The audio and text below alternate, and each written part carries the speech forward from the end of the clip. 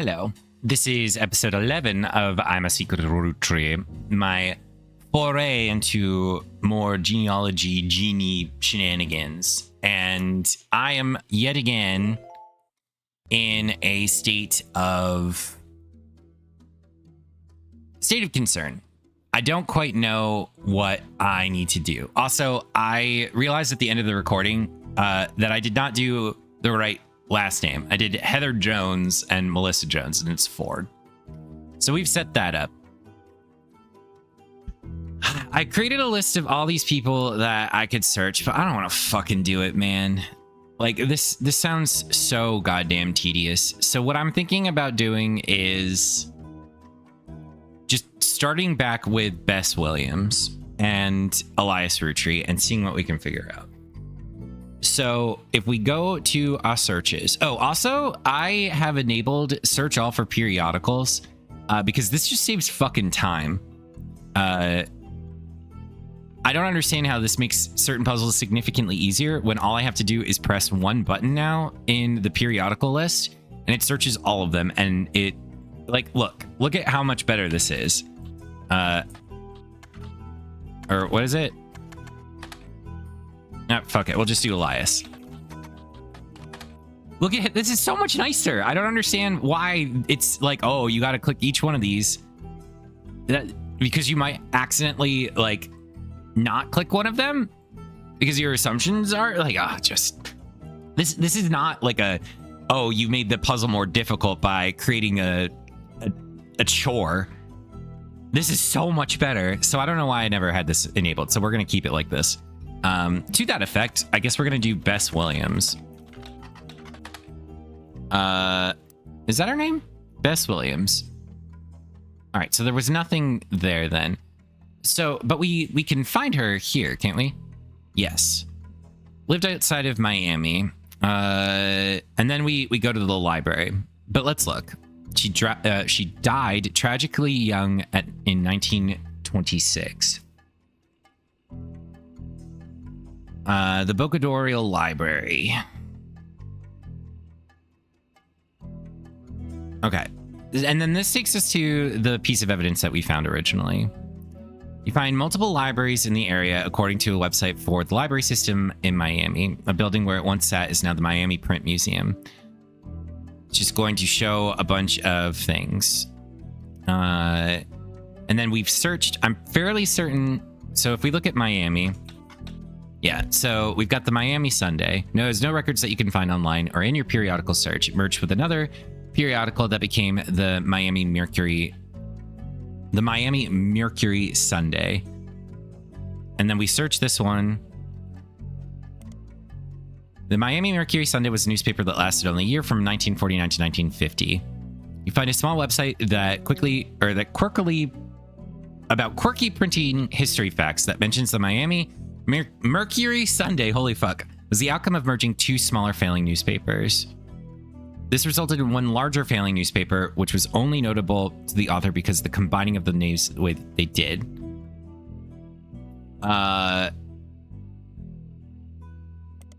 Okay.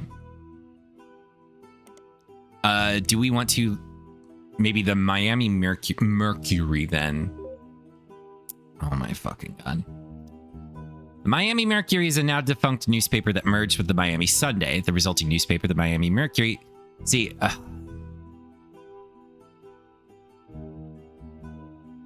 this actually is a good one. This one, I'm not as pissed off about. But I can see why I did not think to do that originally. But finding the periodicals has been the most unfun part of this game. I think the over-reliance of periodicals in the DLC, this chef signature, the Herald, the Miami Mercury, Pico Tea, the Portland Telegraph, like, very frustrating.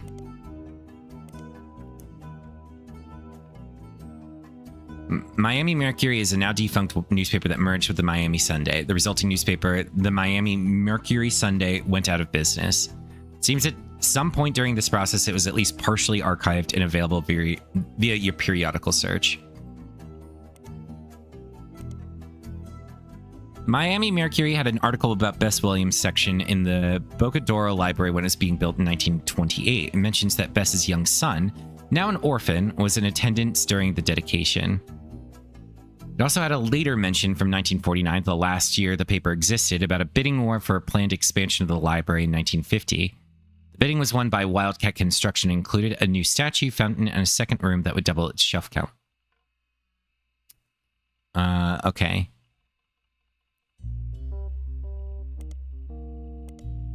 Nothing there.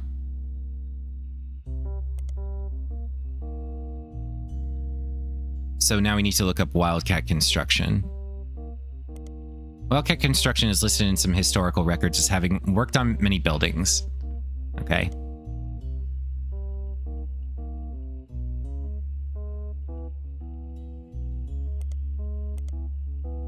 Frank Wildcat Williams.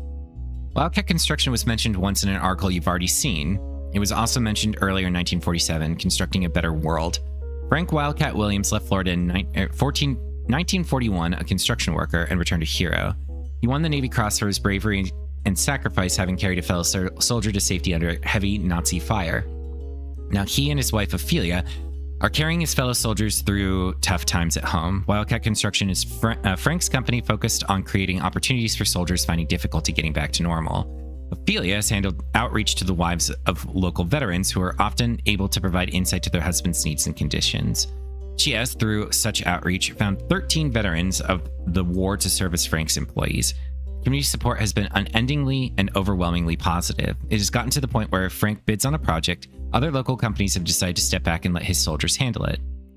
This has become a bit of a sore spot for local politicians and business owners, as the bids are often not as low as they expected. The problem for them is that essentially Frank has a selective monopoly, but any attempt to circumvent it has caused an uproar and accusations of being un-American. Okay. So we'll search him before we go into Ophelia. Frank Wildcat Williams is listed on a few different military history websites. He was awarded a Navy Cross Medal in World War II. The story goes that even after being struck in the arm with a bullet, he managed to carry a fellow soldier through enemy territory on his shoulders over 2 miles. He died in 1996, age 74, in a retirement community in Sweetwater, Florida. An obituary on the website of a local news channel that was written by a surviving family also sheds light on some of his personal life. He grew up an orphan. All right, so this is him.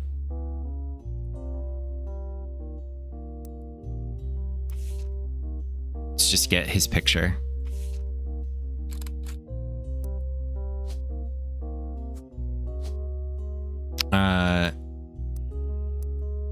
Wildcat Williams, so Frank Williams.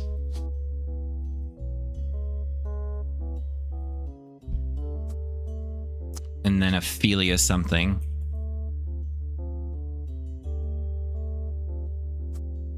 And I guess he was in construction. Holy fuck.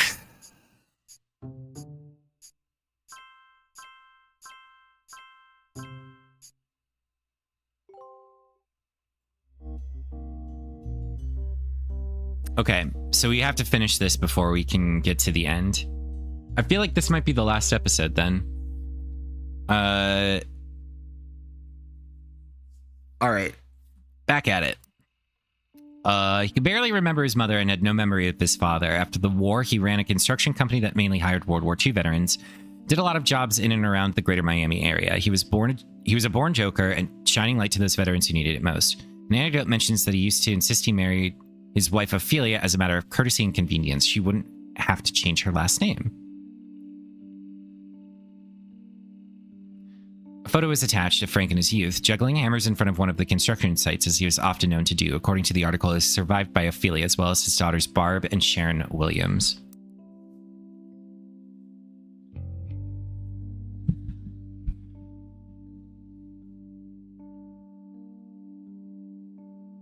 Interesting. I was like, I can click this statue. No. Okay. Ophelia would not need to change her last name. Which is interesting, because we haven't found Ophelia. Could do Sweetwater, Florida. Nothing. That's okay. Navy Cross, World War II. Go back. Wait, what?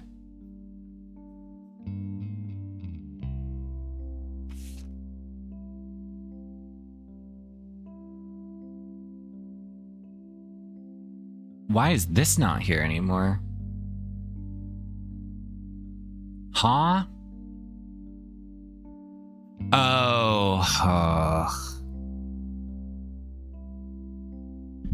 It had to have been related to this shit.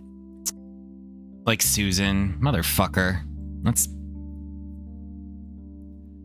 Okay. My criticisms of the game are getting increasingly bigger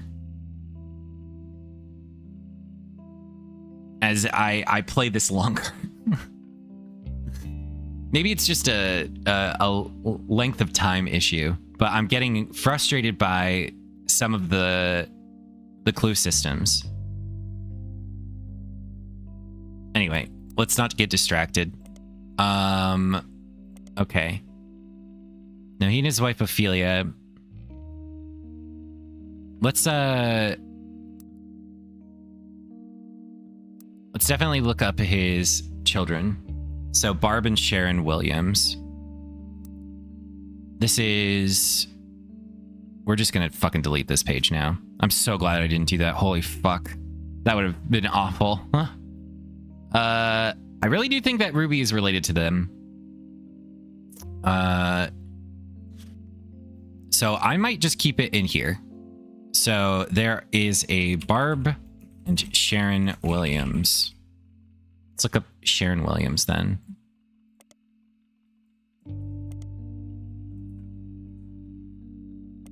Nothing.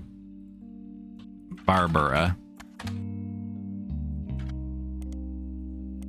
Nothing.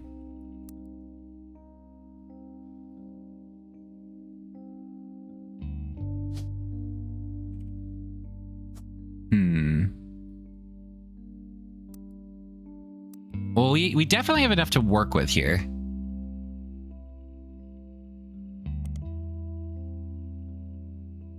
Ophelia handled outreach. I mean, I'm kind of tempted to look up Ophelia Spratt.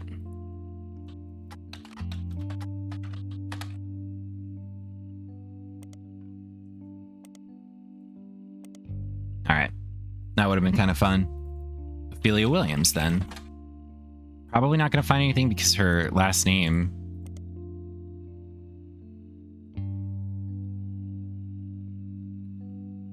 So, her two children's names are Barbara and Sharon. There's clearly a way that we can find out a picture. 2 pictures even of her. Maybe we need to read this a little bit more thoroughly.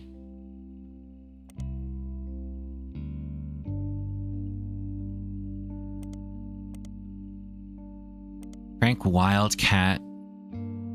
Why Wildcat?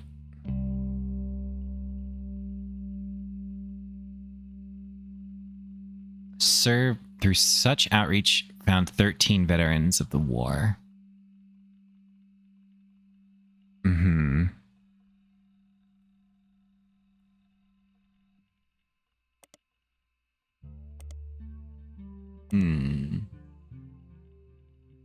Retirement community in Sweetwater. An obituary. He could barely remember his mother. No memory of his father. An anecdote mentioned that he used to insist he married his wife Ophelia as a matter of courtesy and convenience. She wouldn't have to change her last name.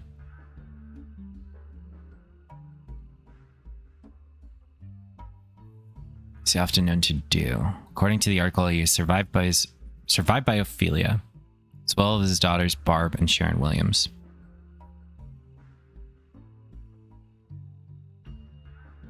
What if we looked up Barbara Spratt?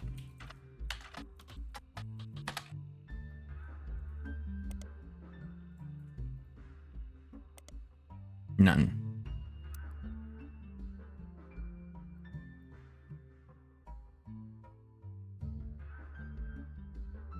He survived by his children in 1999, which means that she's still alive. So I don't understand how this works exactly. They adopted this individual. Somebody who was in foster care.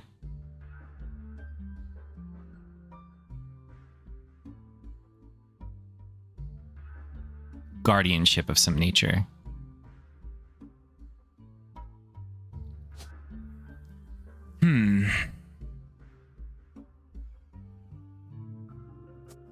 Maybe Barbin? I mean, this is a stretch. Ophelia Barbin? Just because that's like Barbara? Nothing.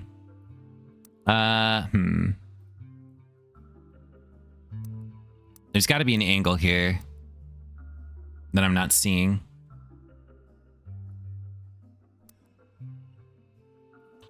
Wildcat Construction? Just this one. Elias Roottrees? Just those two. Just this one. There's nothing else, right?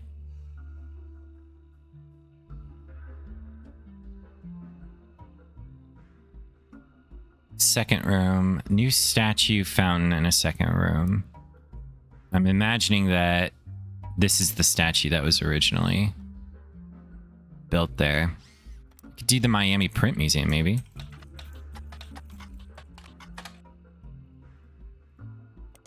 None. Well, fuck. Right back to being at a dead end. There's got to be something here, man.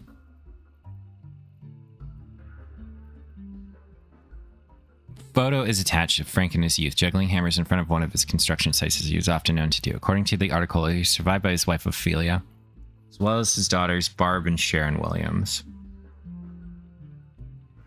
Maybe I should do Barb Williams. All right. Barb Williams is a motivational speaker, and she has a website that explains the services she offers. Her company's address is listed as in Coconut Grove, Florida.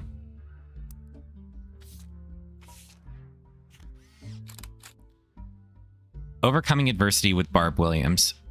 Greta Jones. Vic Elmsworth. Isabel Crosby.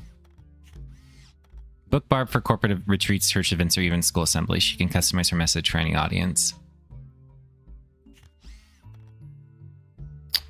Barb Williams advertises her career as a motivational speaker online. The flyer includes 3 different testimonials: Greta Jones, Vic Elmsworth, and Kikwa Falls Gazette. Oh, and Isabel Crosby, the superintendent of Benton County. All right. Let's do Greta Jones. Well, we'll do fucking... There's 5 pieces of evidence here. That's crazy. Greta Jones is, according to the flyer in your possession, the morning news anchor for channel WQTV 12. Unfortunately, there's no online web presence. You have it on a giant list of television call signs next to the city Springfield under the heading Effingham County. May need to do a deeper dive on a specific city and state to see if any locals have discussed the news in that area. Okay, where is Effingham County? In Georgia. The other is in Illinois. Springfield, Illinois.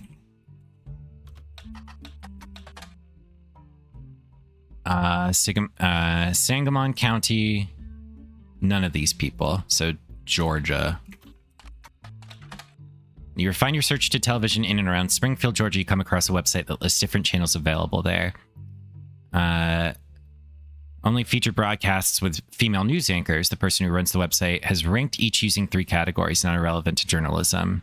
Greta Flores, Channel 12.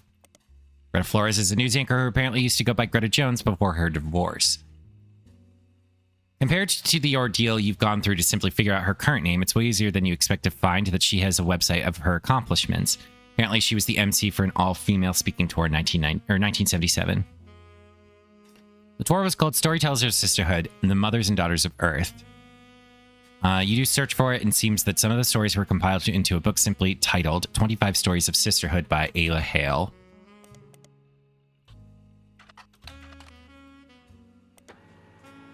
This is an anthology of stories told on a few different Storytellers of Sisterhood tours. It contains direct transcripts of the most well-received stories told on stage. Ayla Hale is the editor, not the sole author. One of the stories by Barb Williams has been added to your evidence. Excellent. We're going to go back to this. No, the periodical. Or this thing. Vic Elmsworth. Actually, we'll just look up this. It's going to be another periodical.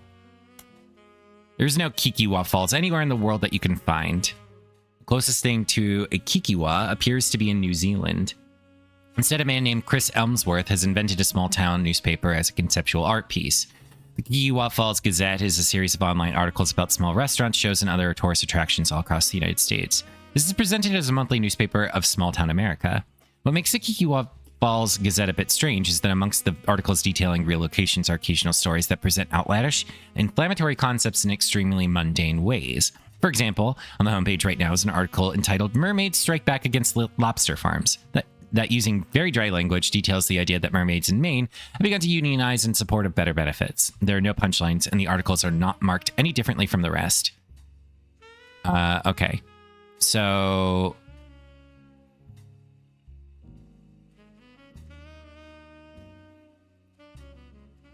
I feel like this is a dead end.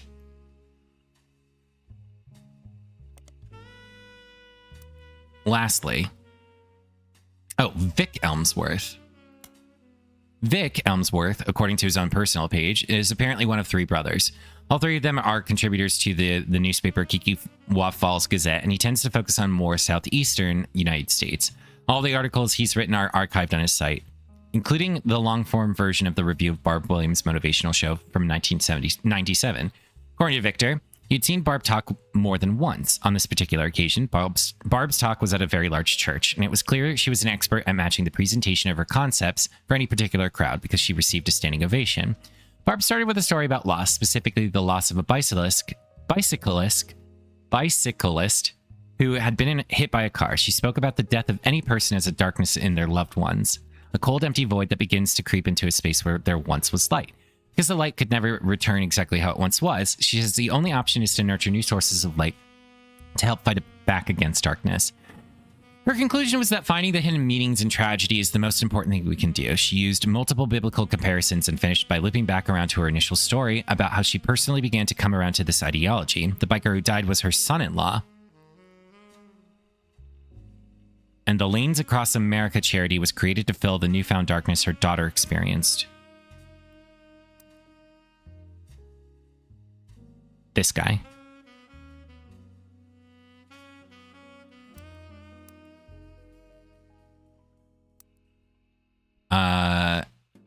The charity, was the light that began to fill the void, and she was doing everything she could help to nurture it. Okay. Lanes Across America, or LAA, is a charity focused on adding bike lanes to major cities. The pages of new articles that mention Lanes Across America have a similar summary in them. LAA, formerly LAM, was founded in 1987 after the death of Drew Smith. Andrew Smith. Presumably, we got a picture. Drew was biking home from work when he was hit by a car. Each year since, Lanes Across America has grown, and now they have offices in over 12 metropolitan areas, including Miami, where the charity began. Okay.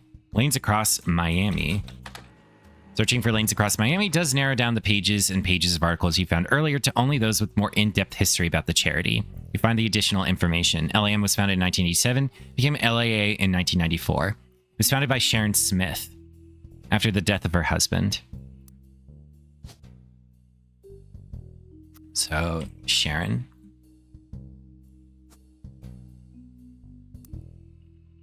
Sharon and some other board members stepped down in 1992, and the current leadership took over. One of the oldest articles has a full uncropped version of the same wedding photo from the LAA website. It seems that after Sharon left LAM, they began to crop her and the rest of her wedding party out of the photo to focus solely on Drew, who's the face of the charity.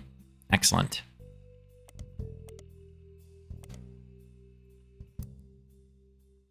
Lastly, Isabel Crosby.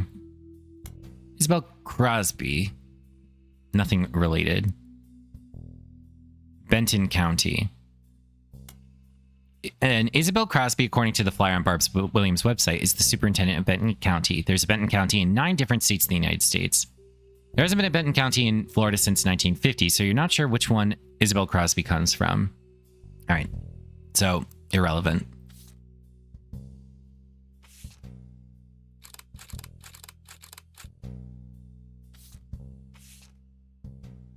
A partial wedding photo from the website for the charity called Lanes Across America. The rest of the wedding party is cropped out. The charity was founded after the death of Drew Smith, who's featured in the photo. This is the short story that we also found. Okay. Do we know who is whom? Oh my god, I'm gonna click everything 40 times. This guy, right? Like, clearly the middle guy is the... Him. Her. No. Oh. The resemblance is uncanny.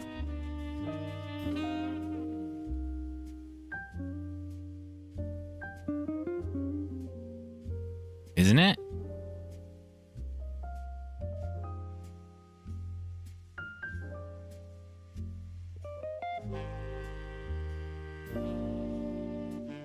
Feels like it is.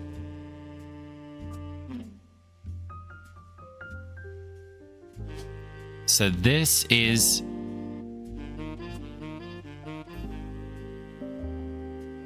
And then Sharon remarried, I guess.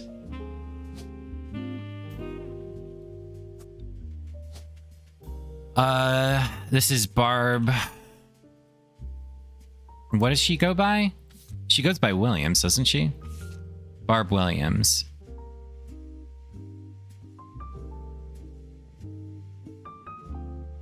All right, we got to read the short story now.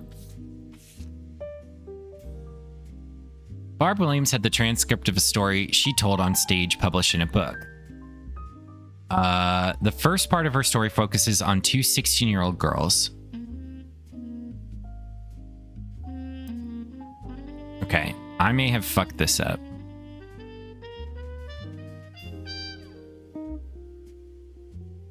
Her son-in-law.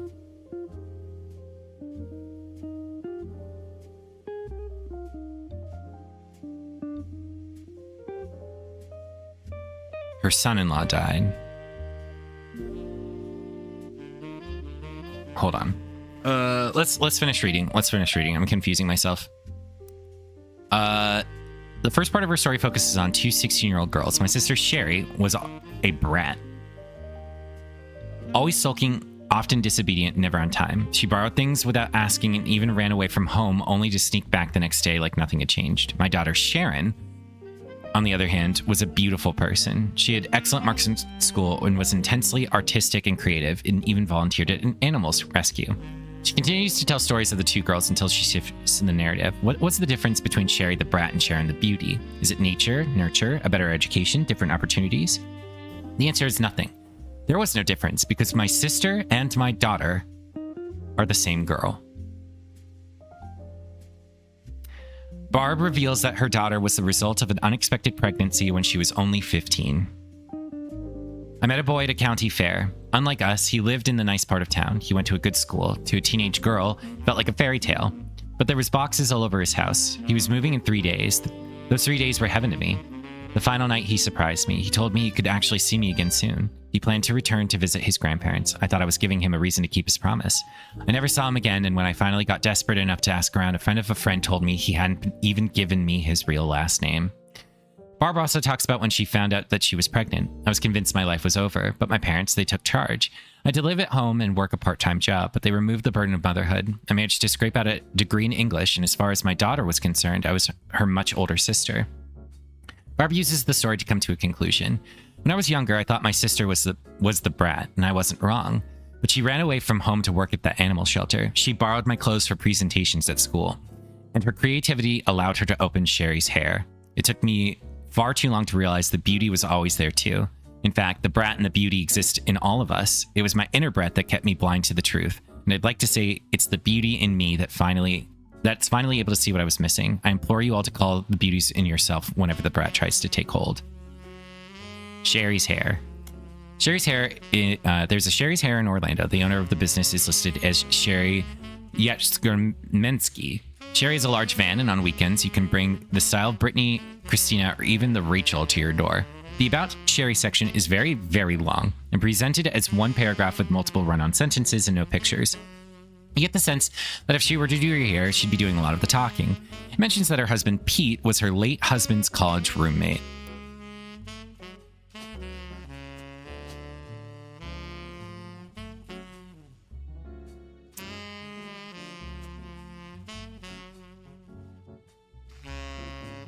Okay.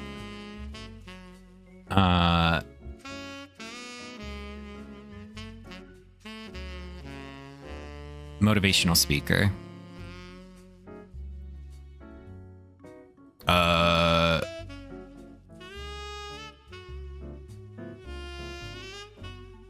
Public speaker. And she goes by Williams.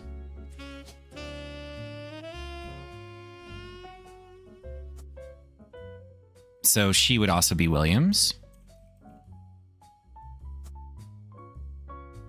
Hairdresser. And then she has children, who we will likely identify now. Ophelia's last name, though, eludes me. Right. She had never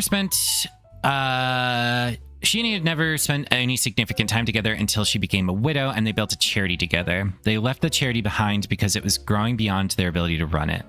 She also brags about her kids, Tony, Mark, and Cricket. Okay. Tony, Mark, and Cricket. Tony is her oldest. Okay, so Tony. Anthony. Smith.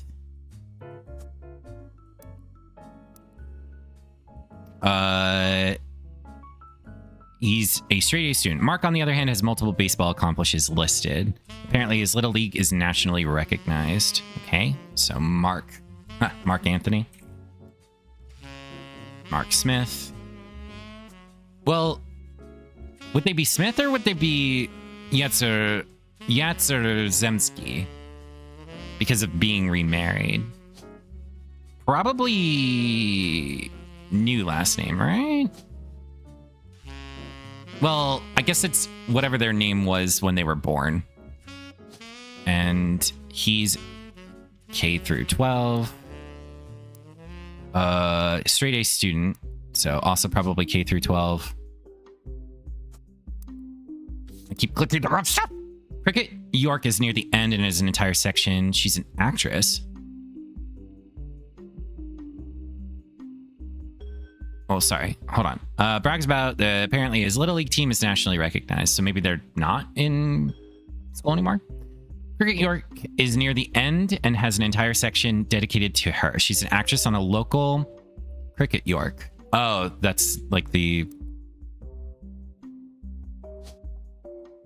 Well, they have York.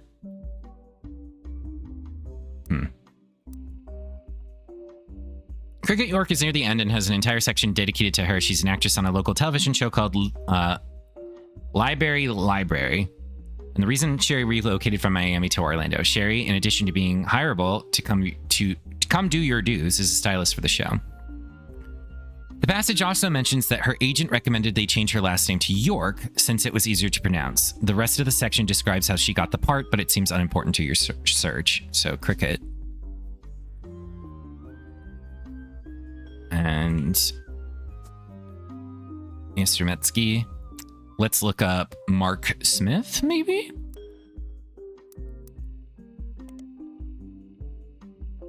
Boop. Mark Smith.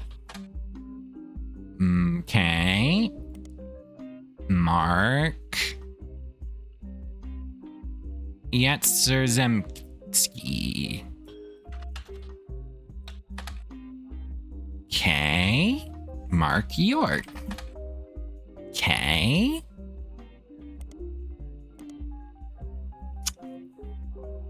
Little League is nationally recognized.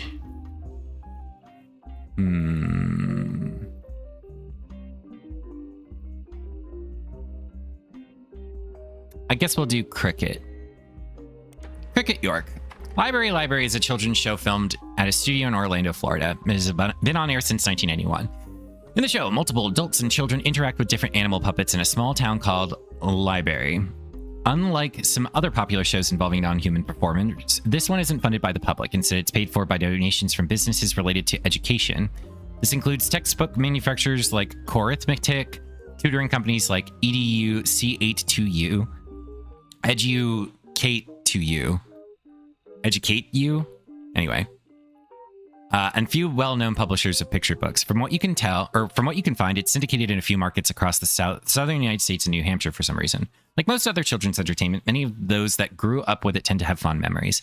That works in your favor because the show has been documented by a few fan sites. There's even a library web ring that only has 3 entries. Click through the sites in the ring and you can find that Cricket York joined the cast in 1997 at the age of 5 and is still listed as a current cast member. Aw, cute. Actor.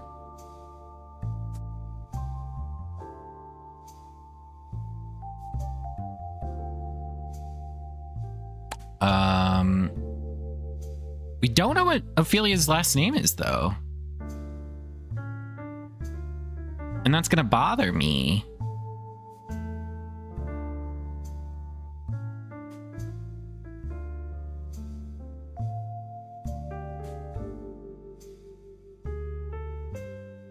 I'm gonna guess Barbin.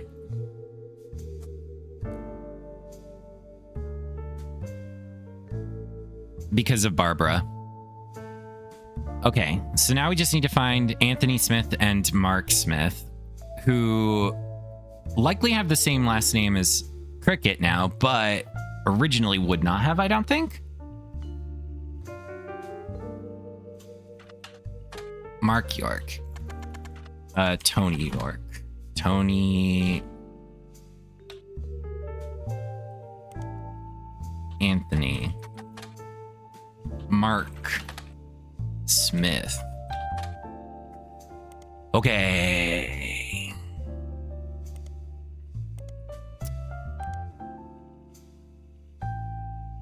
Orlando Little League.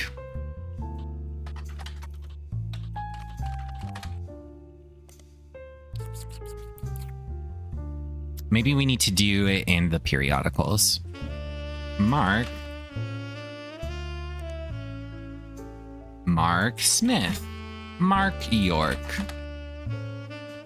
Tony York.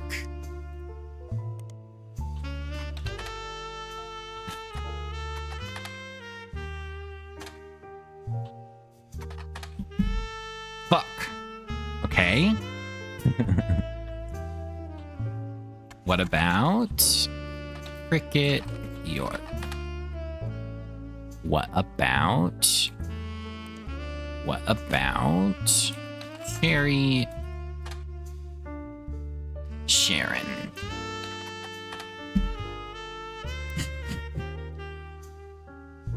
All right.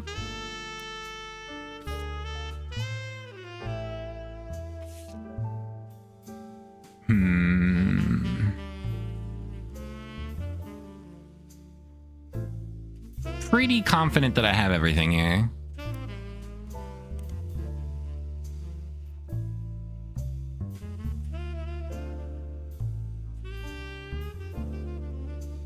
What else could I do here?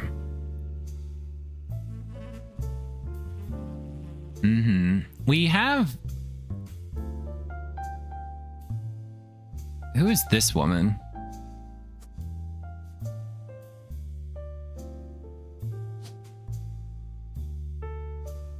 Oh, probably her. Yeah, that makes sense. All right. So, how do we get Mark and Tony, man?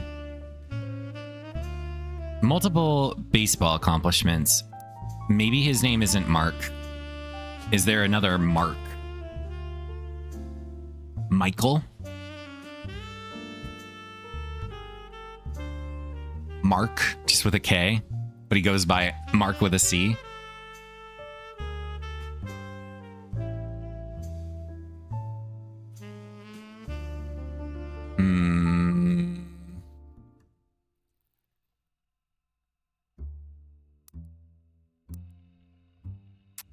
Okay. She brags about her kids. He's a straight A student. Mark, on the other hand, has multiple baseball accomplishments. Apparently, his Little League team is nationally recognized. From Miami. So, Miami Little League. Miami baseball.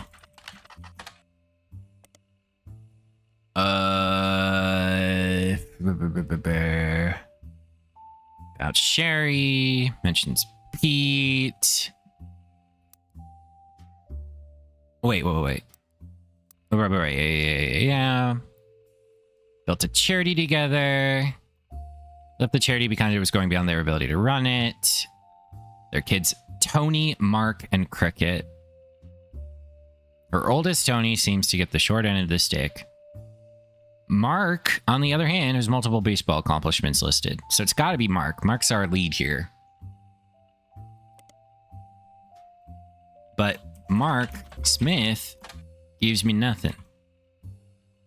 Gives me nothing. York gives me nothing.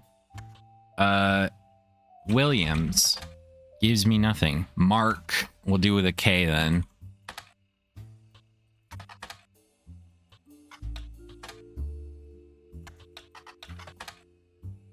Michael.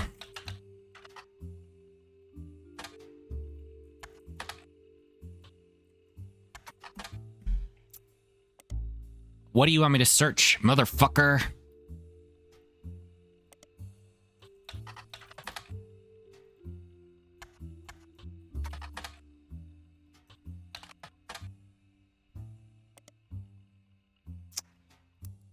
All right.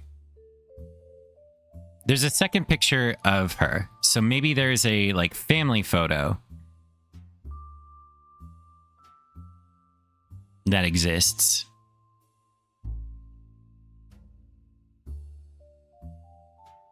Where I can put all three of them.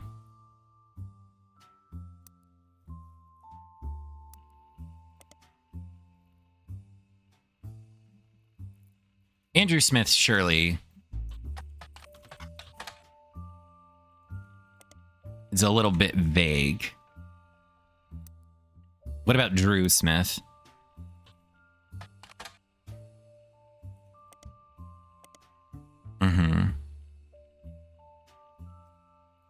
Let's look up lanes across America then. Lanes across Miami.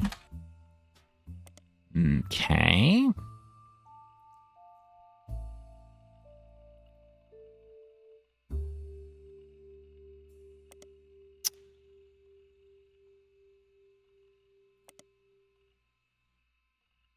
Is it possible that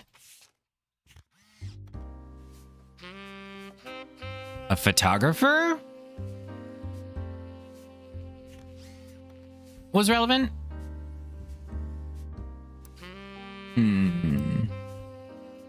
Because there's a picture for each of them.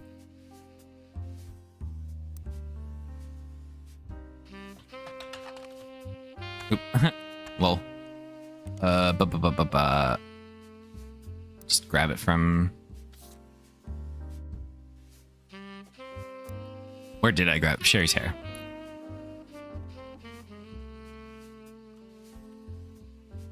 think we already did do. Right. There we go. Educate2U is a tutoring service. They have a deal with the library and feature some of the actors from the show and pictures of their website. According to the site, they actually provide tutoring for all of the actors and actresses on the show to accommodate their shooting schedules. Included is Cricket York, who is seen in a photo labeled "Cricket and her brothers ready to learn from one of our talented tutors." You don't find much else about Educate2U, except that there seems to be a small subsection of library fans who were deeply unsettled by the company's logo, which would appear after the credits on each episode. One writes, "I was terrified of the little girl in the Educate2U logo. She looked like some kind of demon doll, and I'd race to the TV every day to switch the dial before a creepy laugh came on."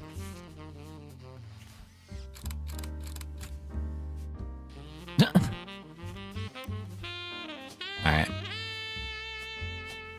And boom. Thank you. All of this gated behind a newspaper. A single newspaper. The periodicals are my fucking bane.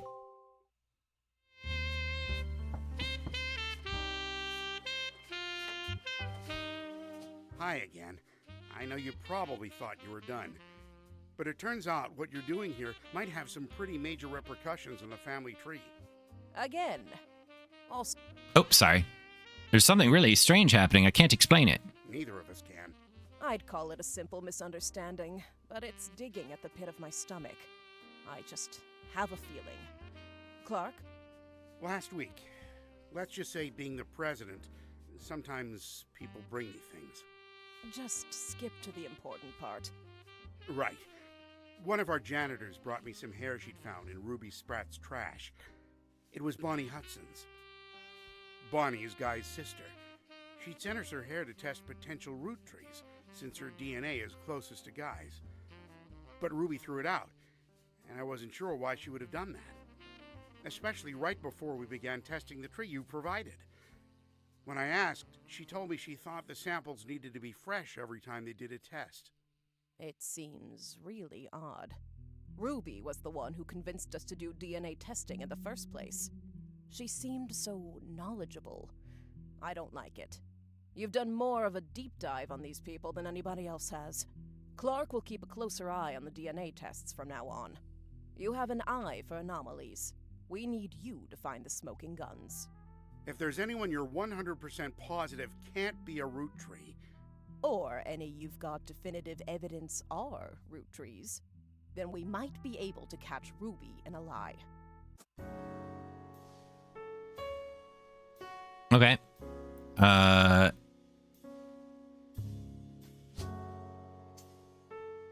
Oop.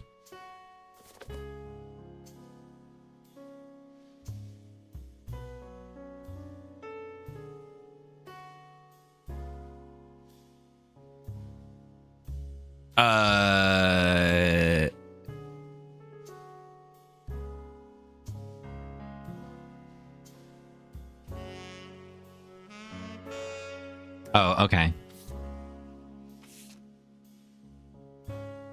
After putting together the tree of potential new Roottrees, Clark and Sam appeared at your door together. According to Clark, Ruby Spratt, the company's lawyer, was caught throwing away the DNA samples from Bonnie Hudson. These were intended to be used to test new potential Roottrees. Something doesn't sit right with Sam, and the two of them asked for your help. They're hoping that with your evidence and understanding of the family tree, you could verify which people in the dotted boxes are almost certainly legitimate Roottrees, very unlikely to be legitimate Roottrees, and which of them are too ambiguous to make a decision one way or another. Additionally, with the suspicion on Ruby Spratt, it's possible that some of her behaviors in the past have been cast into doubt. New section of the tree has been added for you to fill in. Okay. So we got her last name wrong, which is fine.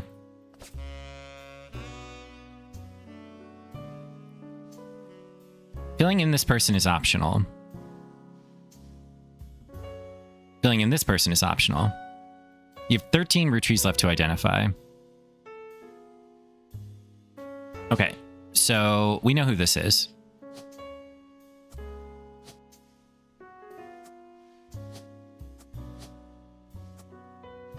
And we wrote all that down. I don't quite understand how this works, truly.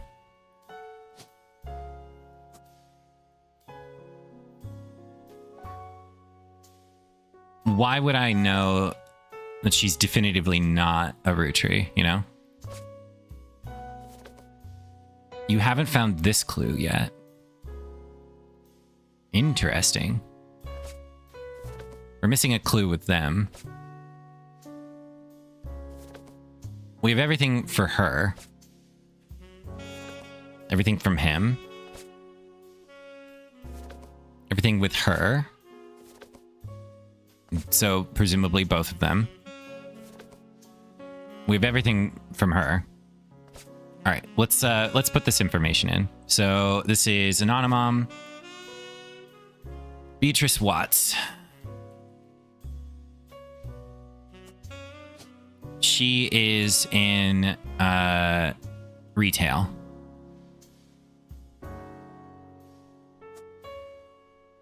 A manager. Well, I guess is manager an option? No. So we'll just do retail. She is a nurse. This is Courtney May. Oop. Courtney May. Newton. She is a nurse. And this is Danny Newton. Oh, not Newton. Watts.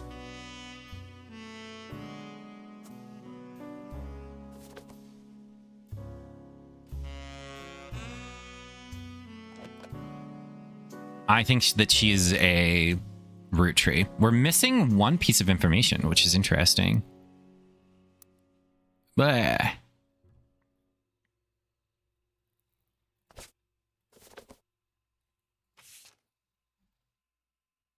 But I don't know what. What makes it impossible to prove? Oh. Yeah, it's impossible to prove him. Because we need as close to a genetic relative as possible. He's still alive. But we can never determine if Frank is actually a Rootree.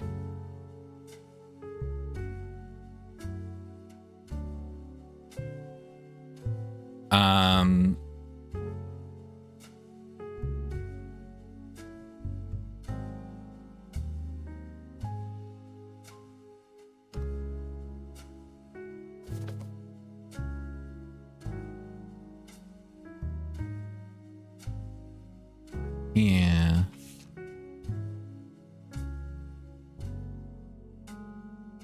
I just don't understand why I would say that somebody's definitively not a Rootree at this point. I guess I need to find the last smoking gun here.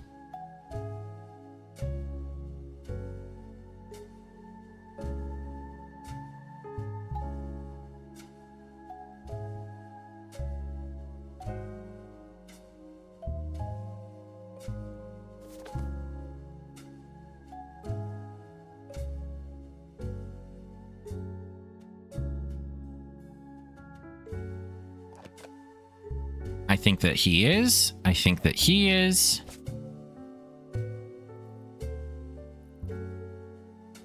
I think that she probably is. I mean, this one I don't quite know. This is like the least...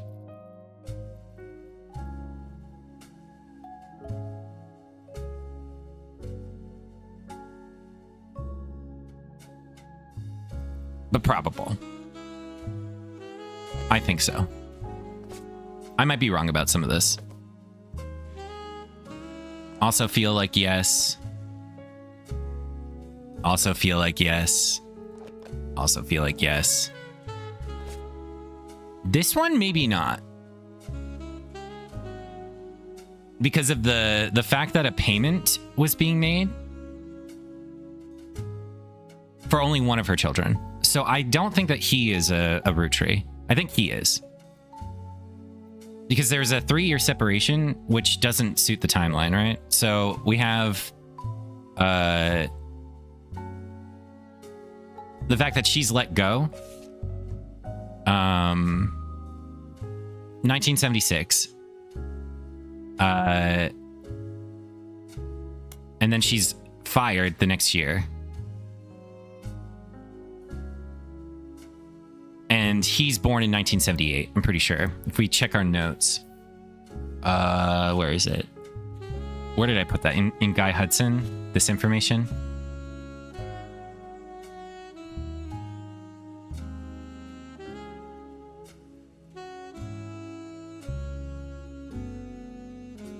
Yeah, I feel like this is right. So I think he is, but I don't think the other one is. But we haven't found all the information about them. For whatever reason, we are still missing something here. Which is curious. I don't know what even to do. Pretty confident that he is, right? But we're missing one piece of information for him, which is also interesting.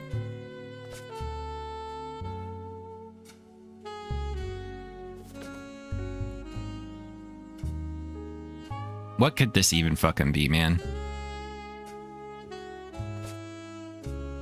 I really do want to do this episode.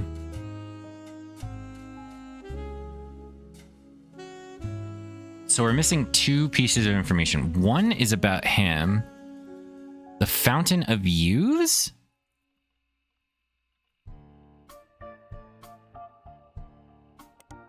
Oh.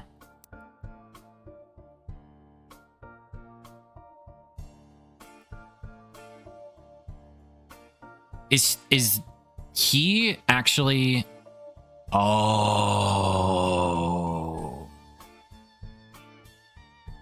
Ruby took his story, or her story, and gave it to David.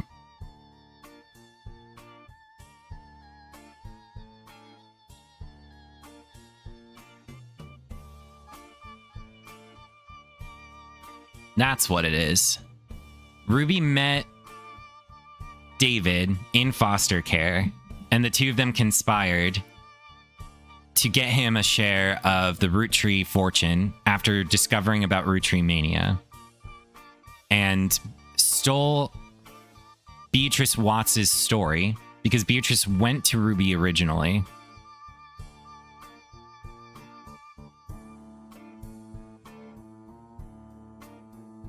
That all checks out to me.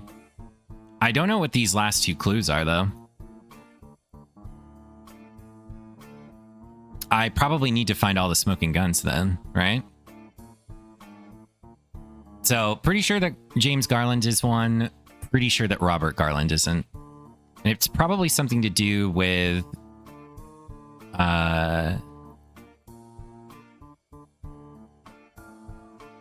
He wrote a book, Fried Eye. I mean, do I really want to fucking try and find these last 2 clues when... No, I don't. Spider Search Mark Clementine has several interesting leads. Okay. Thanks. Periodicals. Boop. Mark Clementine. Crocodile Clementine. Portland Telegraph is credited as giving his nickname. Billy Sims. Wait, what does this have to do with anything?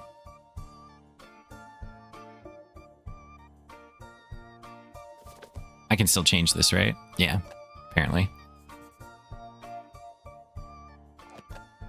I genuinely don't care. He's featured in a magazine. Dude, is this another fucking periodical that I haven't discovered?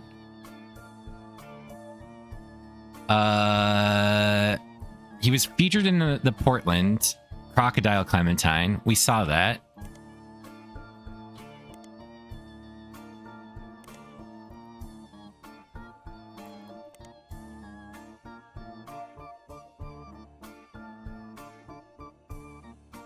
Tried to tell them it was a crop duster, but somehow cut his leg on a loose piece of metal with a copy, but it's sort of very odd.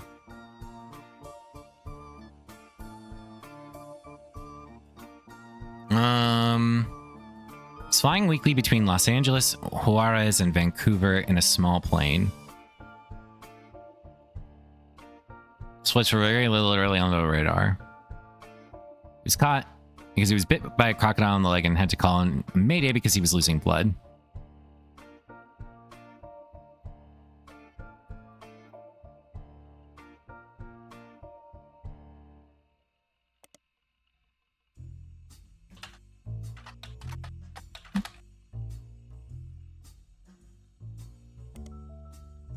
Vancouver?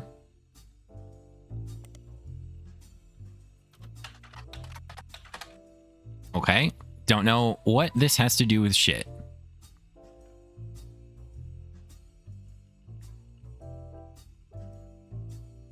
Tell me more, little ducky. His previous music. We have that album.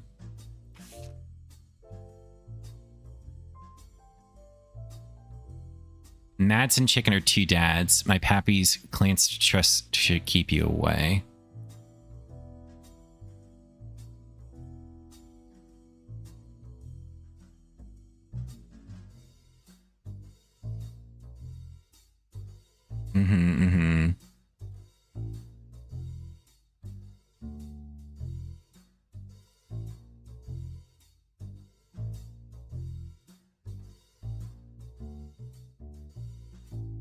Okay.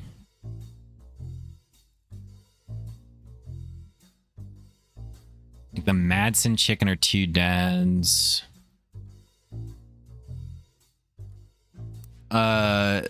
Whatever.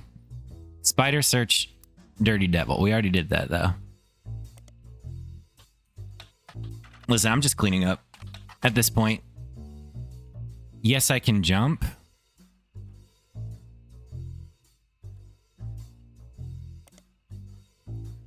White man can't jump. Oh, right. So this is about his, like, birthday being weird.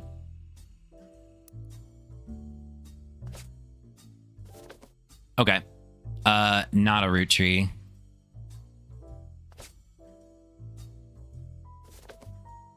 And then we have one more clue for them. Corkboard, or the cookbooks seem pretty central to the Garland affair. They're worth a closer look. Garnishing the truth, but what about the other book? Oh. What was the other book? This is a while ago.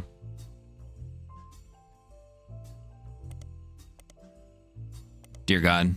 This would have been all the way down here.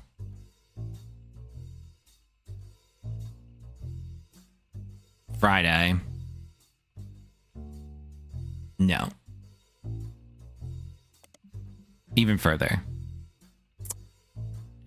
Chef's signature. McBaron's Brewhouse. Garnishing the truth, right?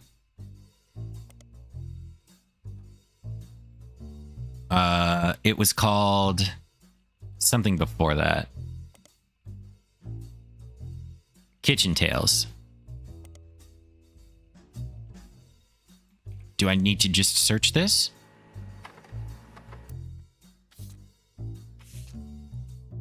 Okay, Kitchen Tales is a book that combines recipes and stories. It had mild popularity, but seemed to disappear from online marketplaces in 1992. You find a scan of one of the story, plated loaf.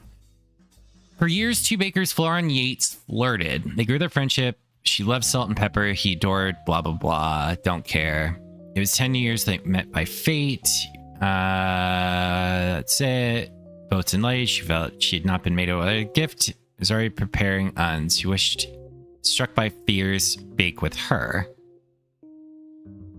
She insisted she had no, but he feared but bake them as one. That's the plated loaf. All right. Yeah. So not a root tree is a root tree.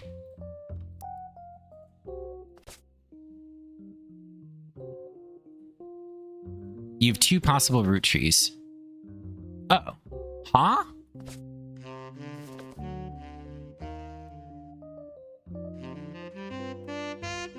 What? I was supposed to investigate this? Dude. I don't want to. I really don't care.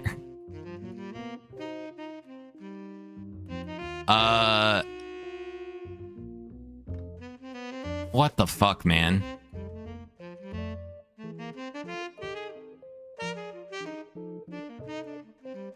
Well, she's dead.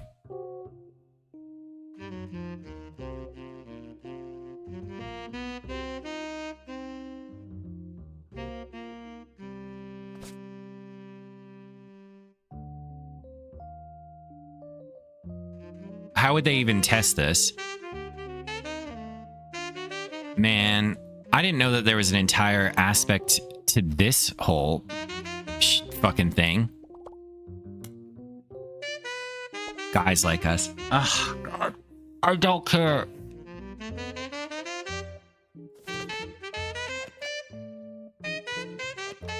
I'm done.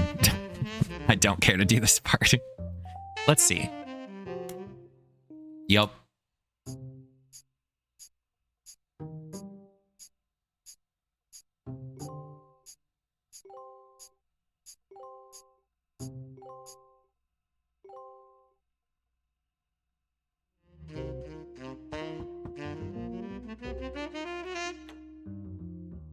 Beatrice and Courtney May.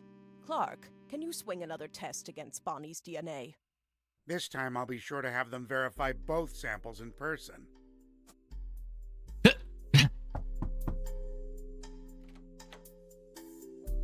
Using the family tree you filled out, as well as DNA tests, we were able to uncover the truth behind all the inconsistencies. Hell yeah. Clark's handling the business, but I've come to thank you and fill you in on everything we've learned.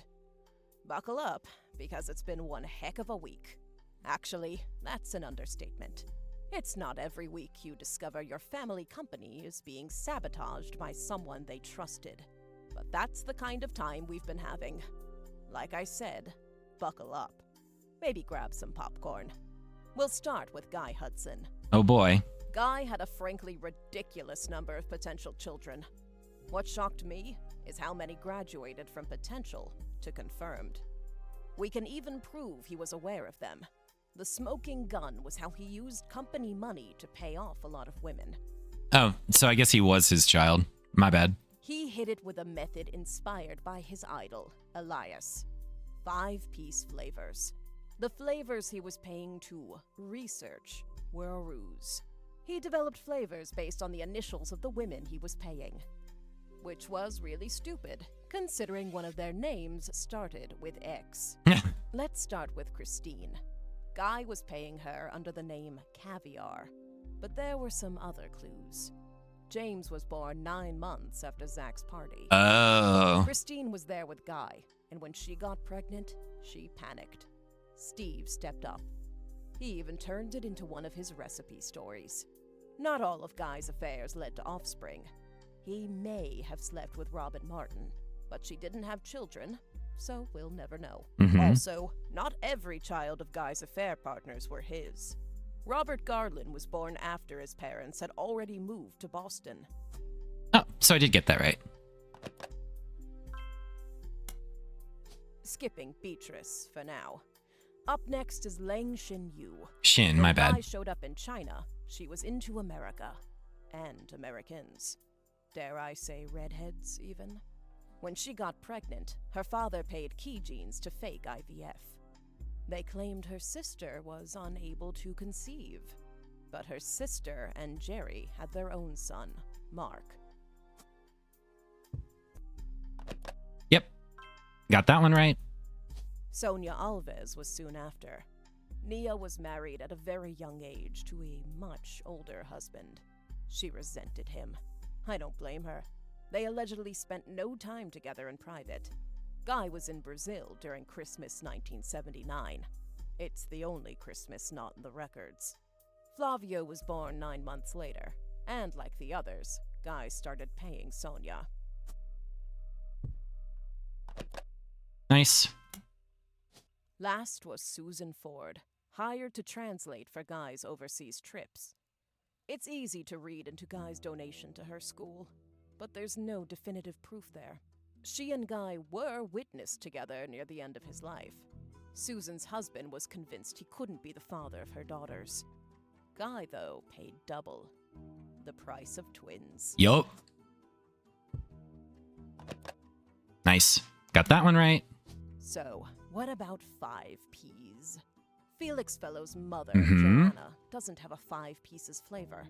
On top of that, his story doesn't really add up. His mother already left the company by the time Guy became president, and his lyrics indicate he was born sometime around 1975. Alone, that wouldn't necessarily prove it. But there are some suspicious connections between Felix and the company's current lawyer, Ruby Spratt. They both grew up in Portland, in foster care, and according to the local paper, they definitely knew one another. Okay, I mean, sure. Ruby was the one who approached the Roottrees to begin with. It was all a setup. Ruby and Felix saw my book's challenge to the Clancet Trust as an opportunity. Mm-hmm. His mother really had worked for Roottree, and Ruby was a respected lawyer.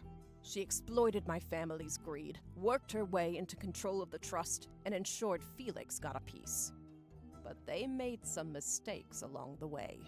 If you look at the 2 DNA tests that Ruby handled, they were both supposedly tested against Bonnie Hudson. Probably could have looked at this a little bit closer and made that deduction, but it was obvious that this was manipulated.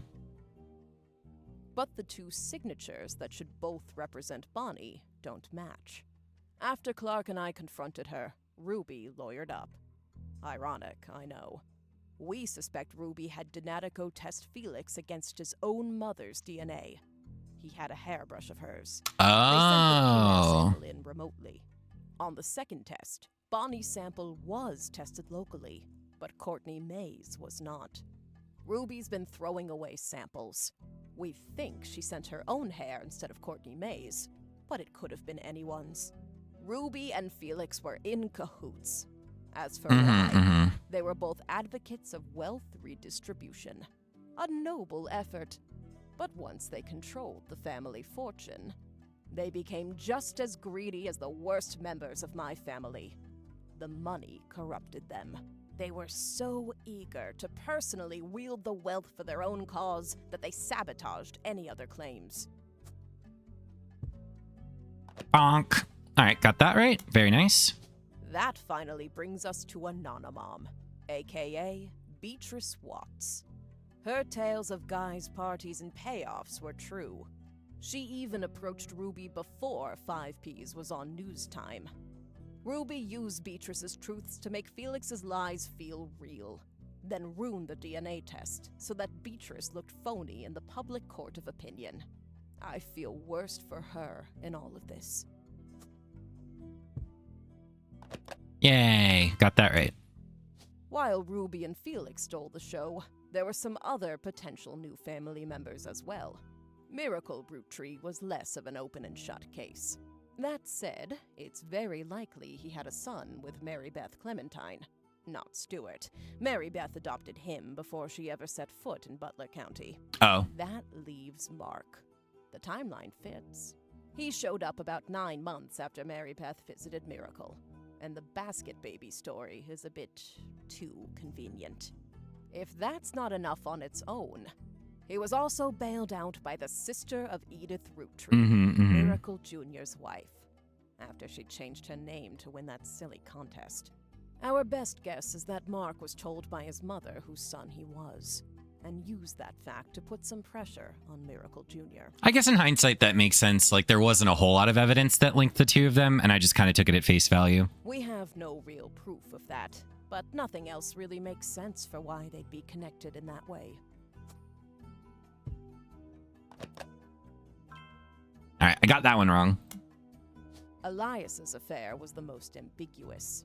Gwyneth was able to coerce Elias to do things he wouldn't have otherwise done, like pressure to include me in the family. My son even mentioned them arguing about someone named Beth. Combined with Gwyneth's lisp, it's possible the name was actually Bess. Unfortunately, all we know about Bess Williams is that she wrote his book and died not long after, leaving her only son an orphan. The timeline fits with Wildcat, but there's no record if she had any other relationship. Honestly, I wouldn't say we had enough evidence either way. I wouldn't be surprised if Elias cheated. Of course, I'm a bit biased. Regardless, we haven't gotten in touch with any of the Williams clan yet. That means we haven't been able to do a DNA test. As Clark mentioned, from here on out, all of our DNA tests will be in person for both parties. All right, got that one right too. Lastly, we have a bit of a curveball. Ron Roottree isn't related to us by blood. Gwyn was definitely pregnant, so it's likely Robbie is. Yeah, I genuinely... I don't know how I feel about this. I think if I had been prompted to dig more into this, I might have cared. But like the way that they frame it, the way that the game framed that, where it's just an all of a sudden at the end, by the way, you could explore so much more about these characters. I don't care enough. Like I got the fun part done. Figuring out the lineage of Robbie and Ron, it just feels like a chore. And maybe that's just that I've played this game long enough and the gimmick is worn off, and some of the way that the information has been presented to me has frustrated me. But seeing like all of those clues that I needed to figure out about those two, I just don't give a shit. When Ron and Robbie went to visit their mother at the end of her life, yeah, they reconciled. something changed. Additionally, there have been a few rumors circling around Ron. RR Productions canceled the Guys Like Us remake due to the director's illness. Yeah, I don't know any of this shit. Ron's wife Penelope began doing benefits for Huntington's disease, stating that she had become familiar with it. Oh, and that's like a genetic disease. Same disease that Gwyn's former co-star Florence had. It's passed from parent to child. It can't skip a generation. Because Gwyn and Wild Bill didn't have Huntington's, and Ron seems to, it's impossible Gwyn was his mother. I recently confirmed all this with Ron. At the end of her life, Gwyn told Ron the story. Leslie and Bill had an affair the same year Leslie learned she had Huntington's. Leslie got pregnant. Leslie wasn't likely to survive to see her child grow up, and even if she did, she didn't want to be a burden. She begged Gwyn and Wild Bill to adopt her child. Gwyn did. Mere weeks after she found out she was having her own son, she also took in Ron. Wild Bill was a problem. Unreliable and a serial adulterer. Gwyn divorced him and never saw him again. Gwyn had already told Starlet she was pregnant, so it never really made waves when people saw her with a child in Paris. There was gossip during her divorce when she was discovered to be pregnant again. In actuality, it was the final months of her only pregnancy. To lay low, she stayed in Paris long enough that even her own family never had reason to question the timeline. It's one heck of a story, and frankly, nobody could be expected to piece the timeline together. Not with what few mentions of Gwyn's past have survived. But the Huntingtons itself? That's proof.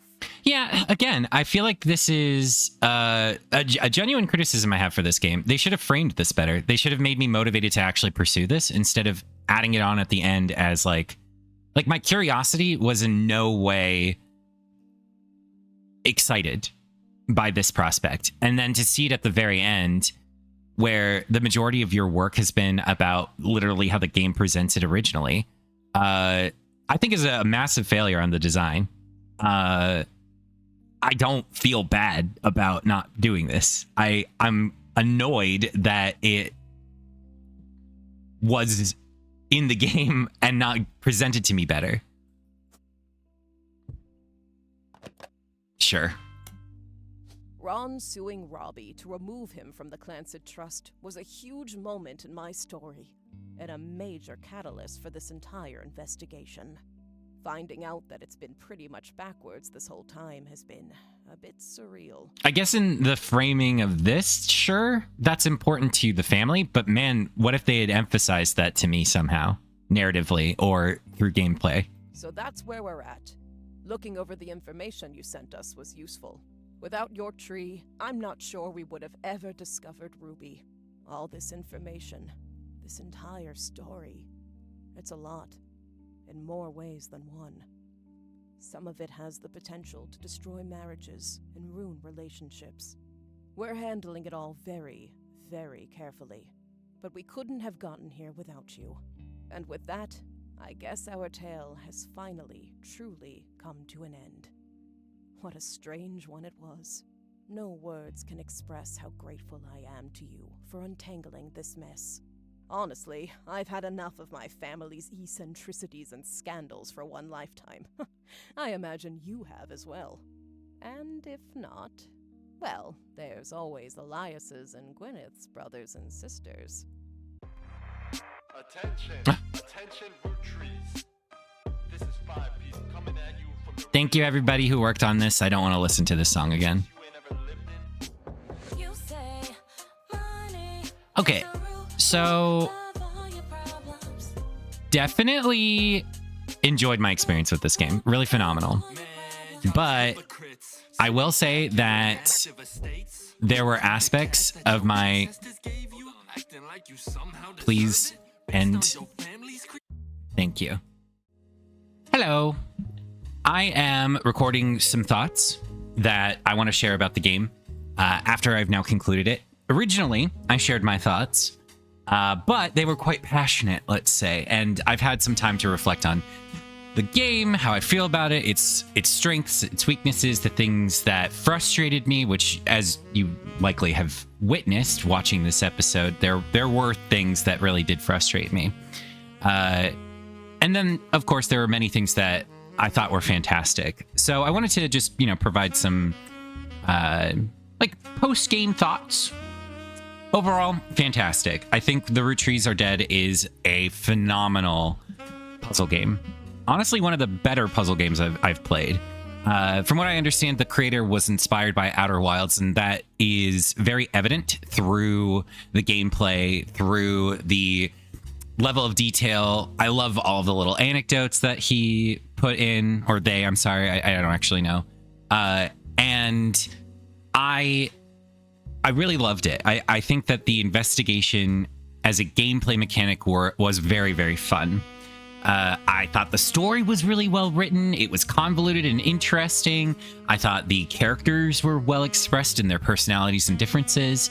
I love the art, the portraits, the different ways that evidence is collected. I love the sleuthing. I love the leaps in logic that you need to make that are largely grounded in evidence. I think the differences between the base game and the DLC are pretty significant in difficulty.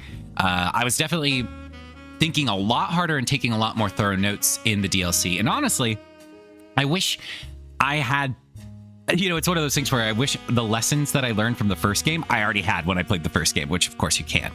I definitely wish that I had used the 2 clue systems early on.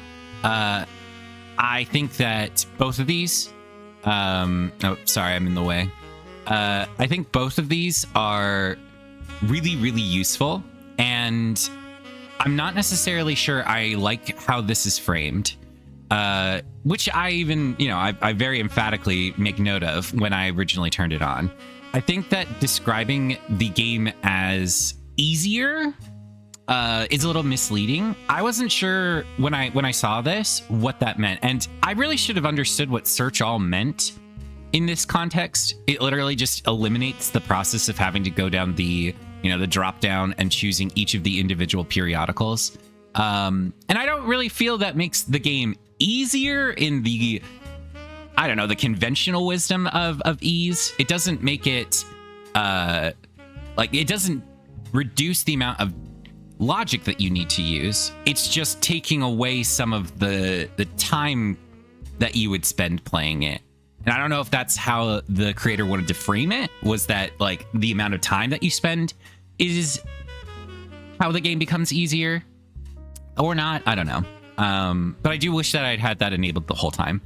Additionally, I really do wish that I'd kept the evidence intuition enabled the whole time in the base game, because I think that it was a really good system, though it does also, I think, mislead you a little. It displays a number on evidence that indicates that there are more leads to track down. Sometimes that's not true. If you have discovered information in the game, but it has not locked in, it can still have that number listed on your evidence, which happened with the Roottree like financial documents, where I was convinced that the two names, you know, the two pieces of evidence were potentially gated behind one of the names. Obviously, at the very start of that piece of evidence, it says it's fruitless to search all of these names individually, but I still was not certain if I had, you know, thoroughly explored all of the evidence in that piece, despite the fact that I basically had. So the system certainly is effective, but it does have a little, you know, there's a little element of frustration. I think that the biggest issue that I faced was, and it's true, it's obvious because you have heard me go back to it multiple times, but there were several moments in the game that I was very severely siloed, and the massive amount of information to work through makes getting out of those silos very frustrating. Obviously, the hint system exists to alleviate that, but I'm sure anyone who is a puzzle gamer knows the feeling you have when you click the stupid hint button and you're like, damn it, I'm an idiot for needing this. And it feels bad from like a puzzle game experience standpoint to be in a position where you feel like, what do I do here? Do I go through all of this evidence in the hopes that I glean what it is I've missed? Or do I use the hint and, you know, continue on with my day? I think someone with a, I don't know, a more whimsical and lighthearted approach to this game will not hesitate, but I unfortunately have a chip on my shoulder. I'm like, I'm dumb for doing this. Plus, I don't know, you know, you're recording it for an audience, and I'm sure all of us have been in a position where like, oh man, I really wish the person who I'm watching had taken a little bit extra time and maybe mulled things over a little bit more. So you feel that kind of pressure, especially when you're recording. But in my case, at least, the big one was the Picot magazine. And I still feel like, I don't know, I'm very frustrated with how much the game opened up after that point. But the way in which that information was locked behind just adding a magazine, like adding the word magazine to it, it cheapens it a little bit for me. Like, I guess in my mind, I was thinking if I search the word Picot and it doesn't produce a result that describes the magazine, you know, this lead is dead. And that's a failure on my assumptions for sure. But at the same time, I do dislike how the game framed Picot as this periodical that wasn't described as a magazine truly in its verbiage elsewhere. So it wasn't Picot magazine in the dropdown. It wasn't Picot magazine on its cover. It wasn't Picot magazine in the evidence file. So, you know, it's just there's this incongruity, I guess. And I know that was what really got my goat in terms of frustration with the game. And now my hesitancy to trust everything is elevated, and I'm starting to think like, what other periodical exists in this game that I just have not fucking seen? And in truth, it was another periodical that siloed me, the Miami one. The difference, though, that one actually was a clever puzzle. That was cool. And I wish to fuck I had seen that one before I got frustrated by the Picoti thing. Because I suddenly am now framing everything under the lens of like, I don't trust the information that I'm being given anymore. I don't trust that like I can go into this with I don't know how to frame this correctly, and I definitely didn't frame it correctly when I finished the game. But I just know that like my trust in the information that I'm being, given was challenged, and now I'm worried that there's another small mistake that I've made that is gonna just fuck me entirely. And I definitely made mistakes, right? Like it's so easy to forget to search something because you're pulled in so many directions, and there's a massive quantity of data to sift through. So when like the Grove Dove or Grovedorf, the school for the deaf, not searching the updated name in 1990, that's an understandable mistake, right? Like at least to me, maybe it's not understandable to you, but for me, it's understandable. So, those kind of things definitely, like, the game gives you the clues. The merged newspaper names where it's emphasizing this is the longest newspaper in the country, the second longest. It's the merger of two newspapers. Like it's very much guiding you in the direction that you should search both of those periodicals. And I actually like that. I think that was a great way to disseminate that information. But at the same time, the entire branch of Elias's heritage is gated behind that single piece of evidence. I think a flaw in this game is that information had to be siloed because of the massive, not that massive, but like the significant difference in the dates. Because obviously these aren't directly these are interconnected because it's a family, but now the date and times are very different, and the states, like the places that these took place. So spreading information across the multiple family trees wasn't as possible, and as a result, it was siloed into their individual, blocks of information. I think I would have preferred if more information were distributed across all of them, much like it was in the original game. And as a result, I do think that like those frustrations inevitably boiled to a point where I no longer was having fun, really.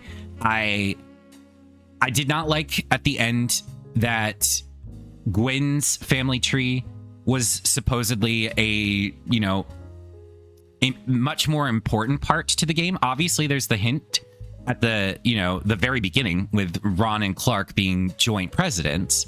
And then I saw the hint about Robbie reconciling with his brother. But I really do wish that Clark and Sam, through the meta-narrative or the literal narration, had indicated to me that was a much more important thing to discover. Or the game put something that indicated that this was an avenue that I would inevitably need to follow. Because putting it at the end, the literal last batch of tasks to do, was not the play, at least for me. It made me very disappointed in myself, because all of the work that I put in, it's not work, it's gameplay, but like all of the effort that I put in, we'll say, felt incomplete. It felt like I was taking my final exam and I missed an entire course. And now I'm supposed to figure out whether or not they're blood relatives. Obviously, I could have pursued that knowledge. I could have tried to find the smoking guns and followed that tree. But it shouldn't have happened at the very end. It should have been gradual. It should have been something that I could have enjoyed doing when I was frustrated by other things that I was trying to discover, right? Like it could have been an excellent way to decompress, to take a breather, to reflect on the knowledge that I've accrued in the other timelines and just follow down that rabbit hole, much like the Anonymom part, right? Like Beatrice, her whole timeline, that was really cool. Ruby's whole timeline, that was really cool. And I know that their two timelines, Gwen's children, would have been cool too, but it just wasn't. It wasn't central. It wasn't part of the core of the stuff that I was working on. And if it were, it would have been the same kind of like, oh fuck, I made a huge breakthrough on this, like I did with Ruby and Beatrice. I also think that I wish I were prepared for the confirmation aspect. And I wasn't just. There's several things to note. One, I really do wish that I had split up the episodes because I had already been recording that day for quite a while. That's a massive fail on my part. I really should have spent more days apart from the game, smaller recording sessions spread out across multiple days instead of 2 massive days of gameplay. Because by the end of both of those days, I was really just tired and cranky. And, I think I'm going to have to take that lesson moving forward when I play puzzle games like this. Anyway, point is, I was under the impression in my mind that when I was like, okay, I've locked in the tree for the most part. I forgot that I had not found Ophelia's last name. We're going to put in Beatrice and that's going to be it. I was not prepared for the DNA tests, though the game alluded to it. Clark and Sam did tell me that DNA tests would be coming. I thought it was going to be evidence that I would be using, as opposed to actual DNA tests to confirm my suspicions. Now that it's been a minute and I can think about it, I do think that mechanic is fucking dope. And it's a great way to just do a victory lap and be like, aha, look at all of the knowledge that I've accrued. I indeed know emphatically so that these things are true. Very, very cool. And I do think I would have enjoyed it more if I had just fucking waited and started a new video and given myself a day between. So, that's a self-criticism. That in no way is a fault of the game. I actually think that it's phenomenally cool. And I think I would have realized and appreciated more the Gwen aspect if I had given myself a little bit of a breather. And I would have probably not fucked up the brothers, Miracle's illegitimate children, because I might have actually paid a little bit closer attention to the eldest and been like, okay, no, I do see how, she had a kid before she even met Miracle. I don't know why I made the assumption that like, oh, clearly, her adoption, the previous adoption was a previous affair. Like the game doesn't do that. The game provides you all the necessary information. It doesn't need you to make assumptions about what happened prior to the information that you've been given. And so, I definitely think that the biggest issue that I faced with the end was just that I played too much too fast, and I really did need to spread this out more because it is a lot of work. It's a lot of thinking. It's a lot of puzzling, and it's actually like pretty exhausting, in a good way, mostly. So overall, I think that like my frustrations were exacerbated through my volume of playtime. I think that my frustrations when it comes to the siloing is an inevitable outcome of having like widely varied periods of time and very distinct individuals that lived in different eras and locations. So it's gonna happen, but I do think that like I would have preferred if more information were spread across all of the different branches and I could have pursued them, or hints had been given, or breadcrumbs in a direction towards the other trees that I could have pursued instead of everything being isolated to their own characters. Maybe that would have helped alleviate some of the frustrations that I experienced, and the building frustration inevitably boiled over into I'm not enjoying myself. I'm not gonna even bother to play this whole Gwyn aspect out, and I regret that. I wish I had, because I can't go back and do it because now I already know, you know, like I literally spoiled myself by just being like, I don't want to do this, and that sucks. I shouldn't have done that. But I do think that it is at least a mutual a mutual problem that was created. My own personality and the way that the game framed that specific aspect both of those things could have been better.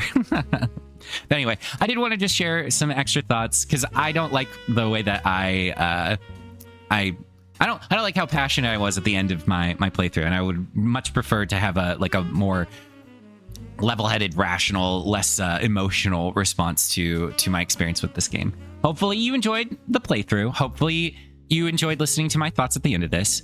Hopefully you don't think I'm a big, stupid, dumb idiot, because I did. But now I don't feel quite as bad.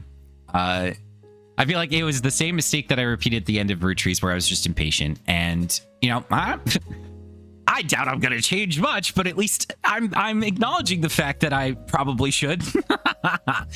Anyway, I will be playing some more puzzle games in the future. I'm looking forward to The Forgotten City, and I'm going to play The Longest Journey. Those are the next 2 puzzle games on my horizon. But I'm going to do a little bit of a swap over, and I'm going to start Alan Wake, and then I'm going to play Control. So we're going to have a little bit of a break. Between those two, I'm also going to post my Minute playthrough, MINIT. It's a cute little indie game where you are in a minute-long time loop and you're solving, you know, little puzzles. I had a good time. It's just like going to be 2 episodes, 2 hours long. And then it will be Alan Wake time. So hopefully you enjoyed that. Anyway, I hope you enjoyed watching. I certainly enjoyed playing, and I'll see you in the next series. Goodbye.